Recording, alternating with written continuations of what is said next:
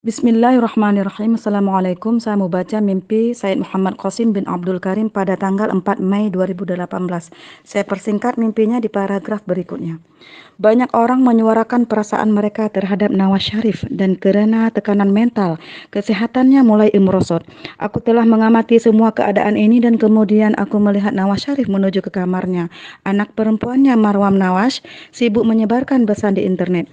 Beberapa orang yang punya kuasa mengambil keuntungan dari situasi ini. Kemudian aku melihat beberapa berandal datang ke rumah Nawaz Sharif. Aku berkata kepada diriku, pasti ada sesuatu yang salah dan aku mula berlari ke rumah Nawaz Sharif.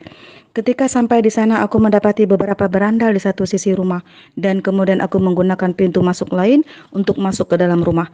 Ada ruangan besar di sana dan ia mengarah pada beberapa jalan berbeza. Aku mencari jalan menuju kamar Nawaz Sharif.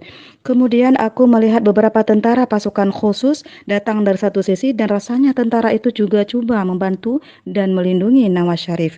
Ketika melihat semua ini, aku berkata kepada diriku, jika sesuatu terjadi pada Nawaz Sharif, keadaan akan menjadi lepas kendali dan itulah sebabnya tentara berada di sini dan untuk melindunginya. Tentara pasukan khusus juga menuju ke kamar Nawaz Sharif, kemudian tiba-tiba muncul berita bahwa Nawaz Sharif telah meninggal. Dan setelah mendengar ini, aku berkata kepada diriku bahwa mungkin tentara itu terlambat tiba di tempat kejadian.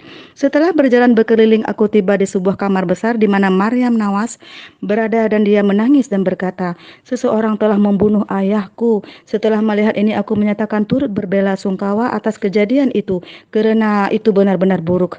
Kemudian aku pergi dari sana, aku melihat beberapa berandal tetapi aku berhasil melepaskan diri dari mereka. Tetapi pada saat itu, berita tentang kematian Nawaz Sharif tersebar di seluruh negeri dan terdapat kekacauan di mana-mana.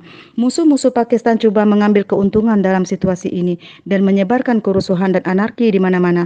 Begitu banyak sehingga keadaan menjadi luar kendali dan bahkan tentara tidak dapat mengendalikannya. Pemandangan di dalam mimpi itu sangat menakutkan dan mengganggu. Jika bencana menimpa Pakistan dan keadaan menjadi lebih parah, maka peristiwa-peristiwa itu akan berlaku seperti yang disampaikan lewat mimpiku. Dan jika orang-orang menyaksikan peristiwa-peristiwa itu berlaku persis seperti yang aku lihat dalam mimpiku dan aku sebarkan kepada mereka, mereka akan mulai mengikuti mimpi-mimpiku lebih banyak lagi dan mempercayai mimpi-mimpi itu.